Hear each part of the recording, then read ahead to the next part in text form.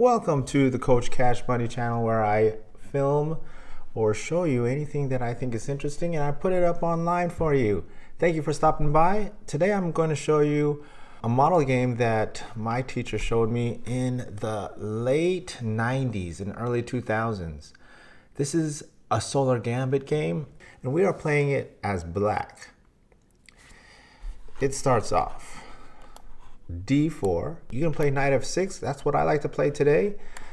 You can play D5 and go into a Queen's Gambit, popularized by the Netflix show Queen's Gambit. And if you're a kid, you should not be watching that show. A Paul Morphy style of chess. Who is Paul Morphy, you might ask? Paul Morphy was the player that changed chess forever. He was the first person that showed how important it was to get out your pieces, your knights, your bishops. Put your two pawns in the middle. Castle your king. It was straightforward and simple, and at that time in the 1860s, when he was playing in Paris and then he played in Louisiana, he just changed the game forever because he was brilliant, yes, but his style is so easy. It's just, why didn't anybody do this before? Until 1860, then people saw that Paul Morphy was doing this, and he was very young at the time, and he was watching plays, operas, and playing chess at the same time. If I was going to show you just one chess game, Paul Morphy's game would be the, out of all the players, it could be Kasparov, Fischer. No, I'm not going to show you that. I'm going to show you a Paul Morphy game. That's how brilliant it was. And this is 1865. What happens after he takes? And that's what you should play if you were white. So if you play D4 as white and he plays E5, you should probably take that. Actually, you can go into E4. But he's offering you a pawn. So if you don't know why your opponent gave up a pawn, just take it and just say, show me what you got. What's going to happen? So now, knight C6. And look how straightforward this is. You're going to get out your pieces. He's going to take out his piece and protect at the same time. And then F6. That's the Soller Gambit. This right here is a different move. That's the England Gambit, but they're related. Straight into the Soller Gambit and play the F6. Now let me tell you something about this real quick. I was in a chess club that would meet on Tuesday nights at whatever time our coach would show up, Richard Shorman. All right, so I was at a chess tournament one time. Let me play more of the moves as I tell you this story. So if he takes, which you probably should, or you could, I've got this a couple of times against people at a cafe that I used to play. But E takes F6, and then you play knight takes F6. If you play queen takes F6, your queen's going to get attacked. So let's see if I can make that arrow. Oh, cool. So then your queen's going to have to move again. All right, and that brings me to mistake number 1. Don't bring your queen out early. That's opening rule number 6, I think. Open center pawn, develop knights first. Don't move safe piece, make free pawn moves. Don't bring your queen out early. Yes, that's number 6. When you bring out your queen out early, your opponent's going to get out his minor pieces, and he's going to be developing the threats, and you're going to move your queen back and forth. Just leave your queen back for now. So right here, you should play knight f6. Now white's in an interesting position now. Black has 2 pieces out. No pawn in the middle. White has 1 piece out, and can he put a pawn in the middle? Not 2 squares forward. He can put one pawn in the middle. So that's the key of the opening. Control these 4 center squares. Control D4, D5, E4, and E5. The center, the middle of the board. And when I talk about middle of the board, these 4 squares. Not this is the middle of the board. Yes, this is in the middle when you talk about from file number 8 to file number 1. This is the middle line. But this is not what I'm talking about. This is what I'm talking about. Control this square. So E3 could be a Here, let's make that line. Cool. E3 can be protecting D4, and that will be controlling the center. All right, but he doesn't want to play E3 because he's in a little bit of a dilemma. He doesn't want to block in his bishop. So let's not play E3. What else can he play? I like G3. What does the computer say? Yeah, the computer finally decided after 10 seconds, G3. I like G3 here. And then bishop G2. Okay, but in this case, I think a lot of players will play bishop G5 against you. What players will play bishop G5 against you? Anybody rated 300 to 1400. And that's what this target audience is for today. It's for the beginners that already know how the pieces move. And it's for people that are trying to get the rating up to about 1400. Now, 1400 is pushing it because this opening is bad. What I'm showing you is bad chess. But learn how to play it well, and that's the fun part of it. Learn how to play bad chess well. Oh, this is not how the game went.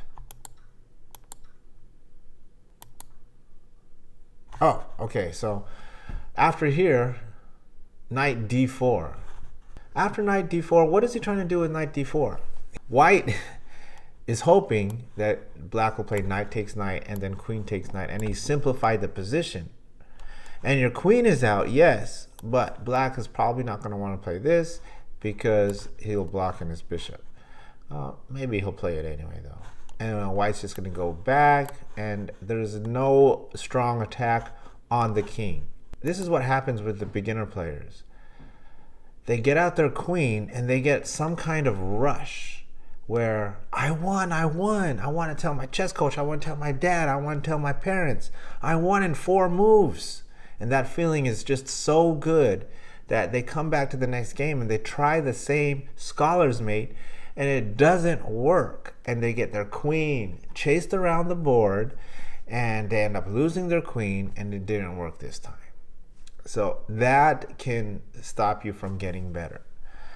Playing the scholar's mate is good when you are starting out as your first year in chess. After a year of playing, you should give that scholar's mate up already and start improving. Otherwise, you're not going to improve. You're going to have that one game out of probably 10 where you get that rush.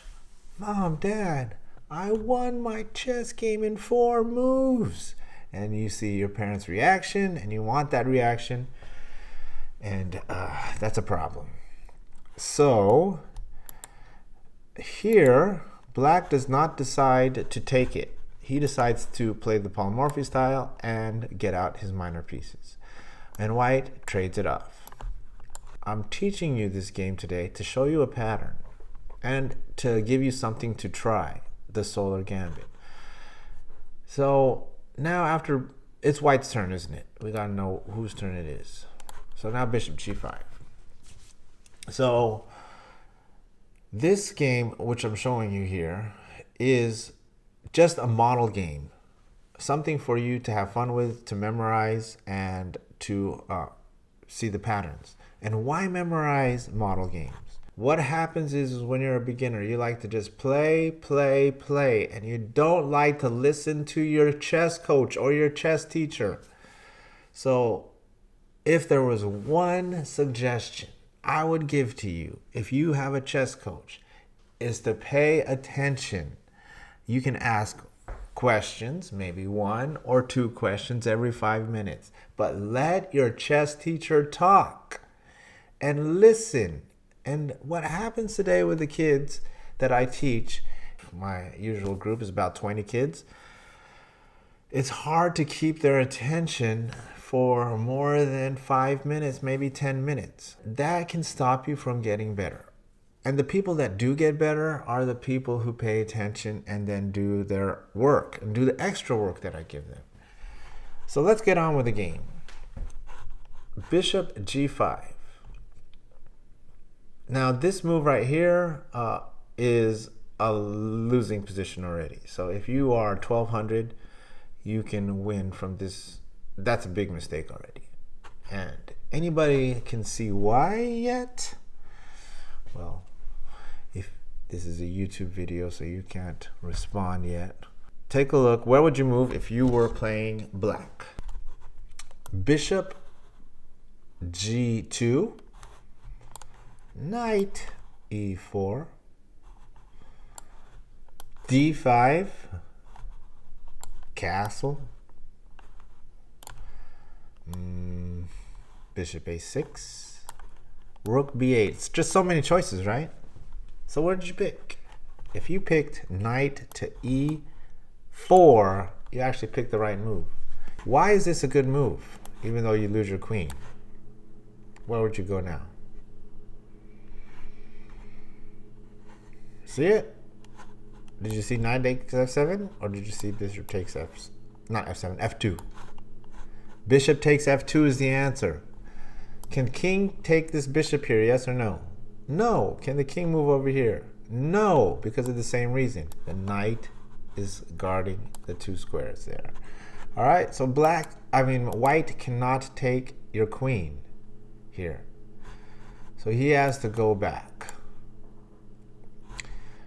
Is there any other choice here? If you play e3, you just take this, and it's -7 points, which means black has a big advantage. What's his best move here is to save the bishop, at the same time stopping bishop takes f2. So now bishop takes f2, and then pawn takes f2. And as you're thinking of the next move, I'll tell you some other mistakes that chess players make that stop them from getting any better. So if you want to get better at chess, not only do you have to pay attention to your teacher. Now let me talk about that real quick, just real quick. If you don't want to pay attention to your teacher, that's fine, all right? The chess teacher still gets paid. You don't have to learn if you don't want to. You can just play for fun, but don't talk during your chess class. The least you can do is just pretend like you're paying attention. All right, did you find the next move? The next move is queen to h4. If you found that move, good for you, because the king cannot escape check. You have to get out of check somehow. You have to get out of check by dodging, by blocking, or capturing the piece. So in this case, there's no way to capture the queen, so you have to block. Now guess the next move again. And this is the problem. I like to show these fun games, and a lot of them take out the queen early. It's a little bit of a problem, and that's partly my fault. You just need to learn from experience too. So you can't just be in chess class and not play chess games. So now rook to g1. You have to play chess games as well. You got to balance it. Where would you go now? Where would you go? So analyze the position real quick. And black only is attacking with 2 pieces. White's defender, this is his only defender, is a rook. 2 attacking pieces against a rook is going to work out in this situation. So now knight to e4. Is that what you guessed? This knight stops the d2, the king escaping to d2. Well, first of all and foremost, this queen attacks the king. And that's the problem with this f pawn moving. And I'm going back one more time. Hopefully one more time. After this, pawn takes, that's a weakness. This f pawn, that's a weakness. That's a leak in your roof again. So they call the f2 pawn and f7 pawn the Achilles heel of the chessboard. It's the weakest point. So now after g3, knight takes, rook g1. And then we saw this. Okay, white's position, this is losing. This is over for white. It should be pretty easy for you to win now. What else can you do besides rook g3 to get out of check? You need to get out of check. You need to block You need to dodge, or you need to capture the piece that's giving check. In this case, you can only block. This is a forced move. There's only one line. It's called a forced move. Rook G3 is forced. Where would you go now? And this is an exercise that you should be doing. You need to look at games. You need to look at Paul Morphy games and consistently guess the next move. So this is what I'm asking you to do. Guess the next move. Castles is good. I like castles. I actually memorized this game 15 years ago in my chess club.